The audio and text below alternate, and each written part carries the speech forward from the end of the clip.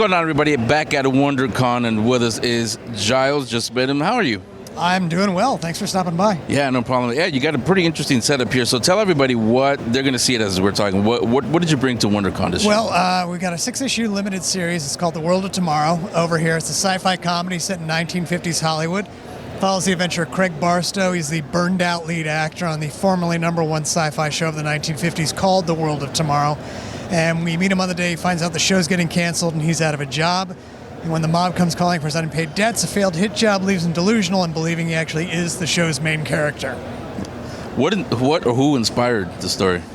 I was always a fan of sort of the early days of television, and I thought it would be fun to put a story in that time period, but put a guy who is absolutely burned out on the whole experience in the center of it, and that was sort of how Cal was born, and the story evolved from there.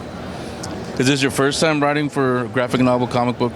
Actually, World of Tomorrow was a feature-length screenplay that I wrote, and I partitioned it out into 6 issues, and then went in search of an art team, and got them together, and we worked on it for probably about a year and a half to get all 6 issues out.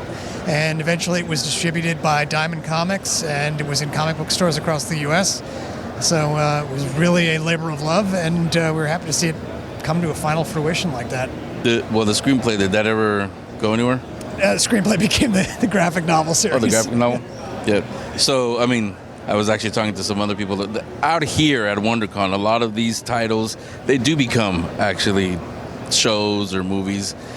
Would you still want it to be picked up and made into a show? Or if anybody is interested, they can reach out to me through unchartedwilderness.com. I'd be happy to discuss it with them. The screenplay is pretty much what is in the graphic novel there. I think that we was able to partition it in such a way that it kept it true to the original story and didn't have to make any compromises on that.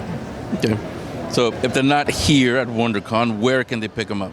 Uncharted Wilderness Studios, that's our website at uwstudios.com, and you can buy the books in print or digital on the website there.